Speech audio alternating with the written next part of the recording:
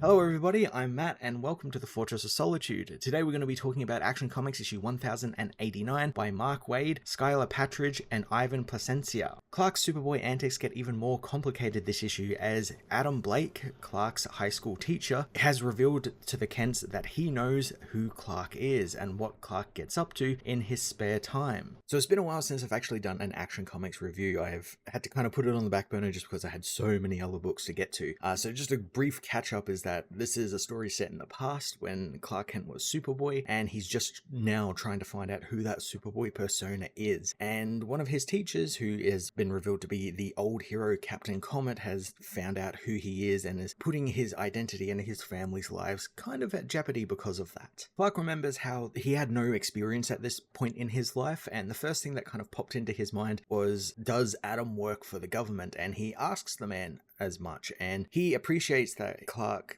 is actually asking him those sorts of questions, but he does not work for the government. He tells the Kens not to really go hard on Clark since he is just being honest, which is admirable, which I quite like. I quite like how Adam is approaching this, where he's not trying to like blackmail them or threaten to reveal their identities or anything like that. He just kind of wants to understand what Clark is. As it turns out, he has a secret himself, and he reveals to Clark and the Kents that he is Captain Comet. He has abilities much like Clark's, as well as having telepathic abilities as well, which makes him quite strong. Adam shifts into his Captain Comet form and reveals himself, and I really like that Martha knew who this guy was because these stories of his exploits were told to her by her own mother. So he's like a really old school hero, and leave it to Mark Waid to actually do something like that. Bring in like an older than the JSA hero as like one of Clark's like early mentors, or someone who went on to influence him in some way. I also really like that it also keeps that connection with the older heroes, with the JSA, which has been a sort of running thing in this story where Clark is sort of going over his legacy as a hero and how he was inspired by people like the JSA. Like he really liked the JSA, people like Alan Scott. He was going to like exhibits with his families in a couple of issues ago talking about the JSA and all of their exploits. So I really like there's that connection with the older generation, and we saw it with Mark Waid because Mark Waid obviously set up the recent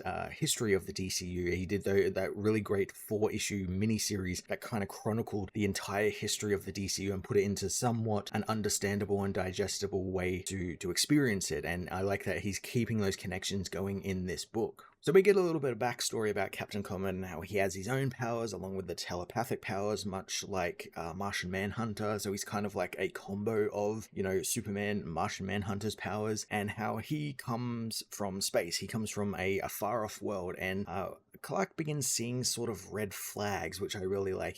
He starts seeing how this guy maybe isn't, you know, all he's cracked up to be, because he talks down to the Kents, like he thinks of them as like other beings who are like not worthy of his time, like lower beings, because he has all this power, and obviously Clark does as well. So he kind of refers to them as like normal people, and he's very dismissive of them, which is really quite strange, and Clark immediately picks up on that, which I really like. And Comet says that he's kind of bored on Earth, but space is never boring, and that's where we find out that Clark is not really the only hero he has sort of kept an eye on. He's kept an eye on many different young teenage era heroes throughout the galaxy, and the one thing he has come to notice is that they all end badly. Like he mentions like a young hero called Varadon who used his powers to protect his people, but then it became too much for him and he ended up leading to the destruction of his world and just completely decimated his culture. I think I know where the story's going. I think he thinks Clark is going to do that as well. It's that kind of classic trope with superheroes where like one appears, someone like Superman. We've seen it in Superman Origins before, like Secret Origin, where he appears and the people immediately think he's a threat and he's going to try and take over the world because he has this immense power. And that's what Captain Comet seems to think that Clark may do. He may lead to the destruction of Earth. So a through line of this series so far has been Waid showing us how Clark is learning his abilities and learning how to use them in that right way. And he's going into really great detail about like, oh, how much force does he need to use to like grab someone? If he like upends like a water tower, is he going to fix it afterwards? You know, stuff that like only a super nerd like Mark Waid would know or like would think about. It's stuff that I've thought about as well. I like that Waid is running with that in this as well, where, you know, he have this character of Captain Comet who thinks that Clark is something that he's not because he's seen it go so bad in so many other places that he thinks, oh, well, this is just another run-of-the-mill teen superhero who's just going to go insane because the power becomes too much, the pressure becomes too much. And I like that that is something that we've been playing with in this series, where Clark has been getting angry and Clark has been experiencing that stress that these powers have been putting him through. And I like that that's going to be the story going forward, where he has to deal with that stress and deal with all of these things. And eventually we kind of spoiler, we do know he does succeed. He becomes Superman, one of the greatest heroes ever known. So I like that the journey more than the destination. Clark also finds more red flags with Comet. Like Comet says that he's going to have to prove himself to the Earth, where Clark already actually knows that he doesn't need to do that. Comet wants him to prove himself to him as a person, and that's a really big red flag. So like, what else does Comet have in store for Superman? Is he trying to groom him into a killer or something like that, trying to make him into one of these people? So it's a really cool mystery with this character who we don't really know all that much about. After spending the night talking about Captain Comet with his parents, Clark immediately gets to work on his chores before school, and he does them all at super speed, which is something he's not allowed to do, which kind of shows that he's kind of in his own head. He's kind of frustrated with what's going on, probably a little bit paranoid because someone now knows who he is. So I like that Clark Kent also pulls him up on it. It's like, do that, you're not allowed to do the super speed. And then Mark Kent also pulls him up on something, and this is what I was saying before about how only someone like Mark Waid would realize this or like want to like talk about it, and that is with his costume, which Mark Kent finds bullet holes in, because obviously the costume is not invulnerable, Superman is. So when he's stopping like bullets from hitting an old lady during a robbery, standing there in the Superman pose, the suit still gets ripped, but he doesn't. So she has to keep stitching his suit, and she mentions that this is like his 5th costume in only like a month. So he needs to sort of work out how to like do things a little bit better. Like she mentions like, oh, instead of like standing there and posing for the bullets to bounce off you, why don't you catch the bullets? Why don't you stop them with your hands or something? And that is something that like I know I've thought about. It's like, yeah, why doesn't he just like stop the bullet? Because if a bullet hits him, it could ricochet off and hit someone. And I'm pretty sure there's been stories where that has actually happened. The whole idea is that Clark is kind of making bad habits. He's doing chores at super speed. He's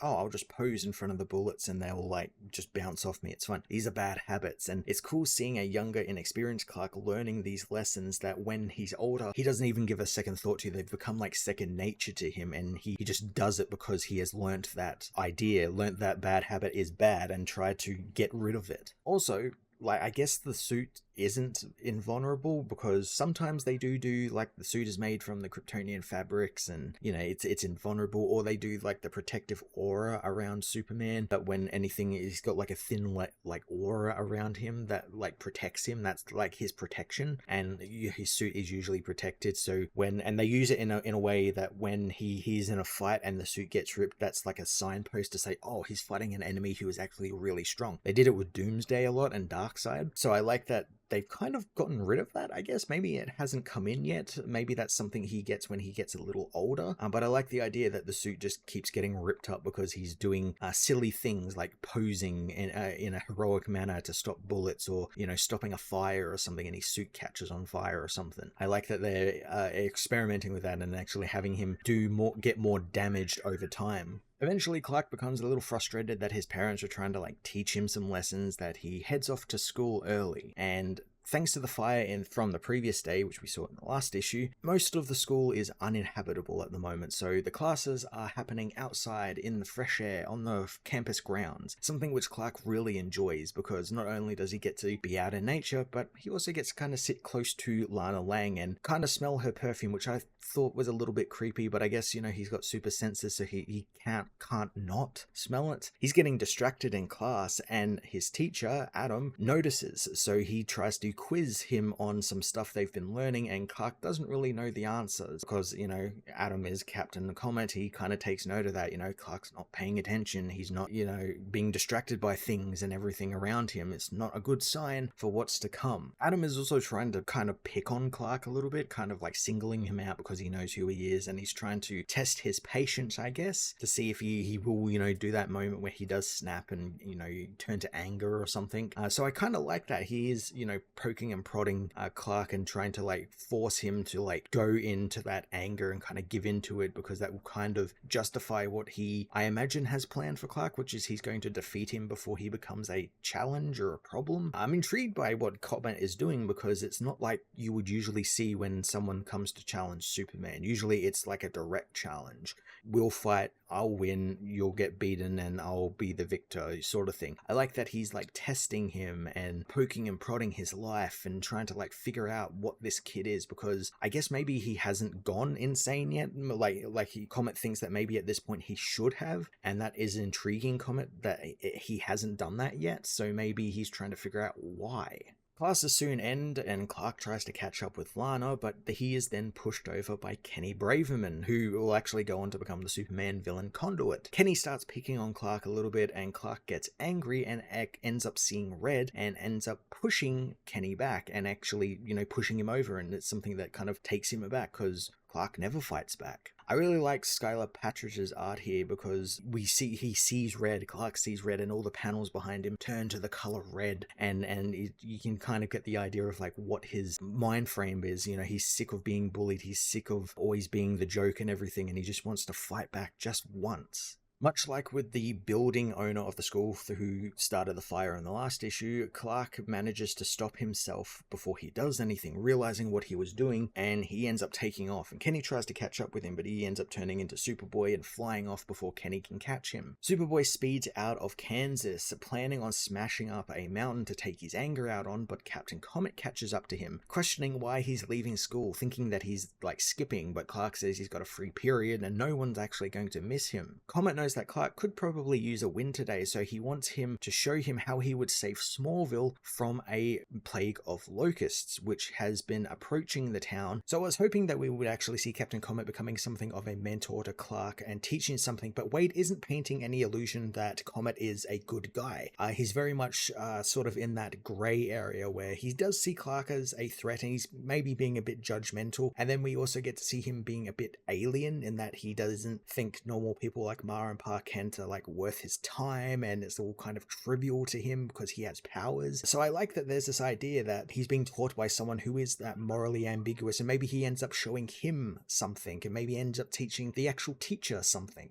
Blake is also very clearly antagonistic, as he's just kind of throwing threats at Clark, or throwing Clark at threats and seeing how he deals with it. And we've seen how Clark does deal with some of these threats just in the last issue with the fire, and how he reacted in anger towards the guy who set the fire, and how he was quick to do that, but also quick to catch himself. So room to learn there, but he also knows like right from wrong. So I'm intrigued to see how Wade plays with that, and how Wade plays with that dynamic in someone like Captain Comet and how he works. Captain Comet speeds off from Clark and leaves him to deal with the locusts all alone, and Clark tries everything in his power to try and separate this swarm. He tries his freeze breath, he tries a whirlwind, a super speed, a sonic boom. None of it seems to work against this just immense amount of swarms that are just going to decimate all of Smallville. And then he remembers something from something Park Kent taught him about locusts, because they've had to deal with locusts on the farm before, and that is they react to sound. Sound is how they move and navigate. So he ends up using a super whistle.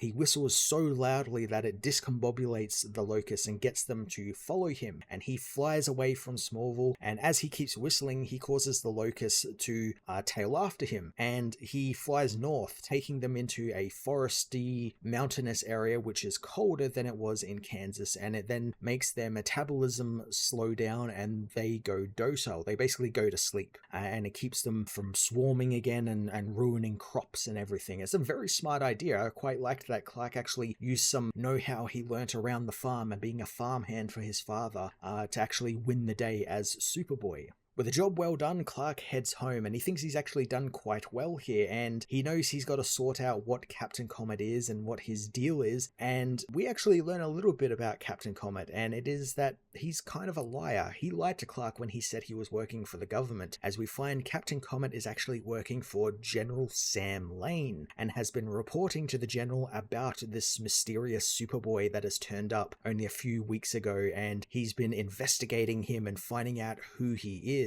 which is something I did not expect, mainly because obviously Sam Lane is Lois Lane's father.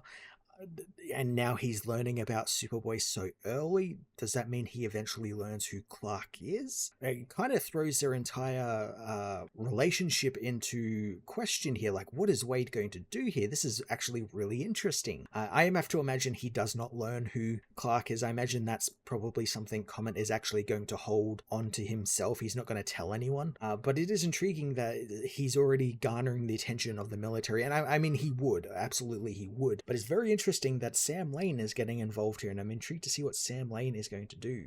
Action Comics issue 1089 was a great continuation to Mark Waid's storyline about Superboy and him constantly learning new things about his powers and how to use them to be Superboy. I love the inclusion of Captain Comet, an old school hero, even older than the JSA, being his mentor and being sort of this figure to help push him in the direction of becoming Superman. I also really like how Captain Comet isn't just like a good guy, isn't just a guy who's teaching Clark all about his powers and how to use them right from wrong. He is very alien in that he does not like people all that much because he sees that they are beneath him and his powers. I'm intrigued to see as well his connection with the government, being that he's working with Sam Lane. I do hope we get a little bit more time with Clark and his friends and him learning, more about Lana and trying to, catch her eye, the stuff that we saw the Smallville TV show do in droves and did so well. I'd love to see more of that in this comic because we've only gotten little bits of it here and there. I kind of wish we get to see more of it.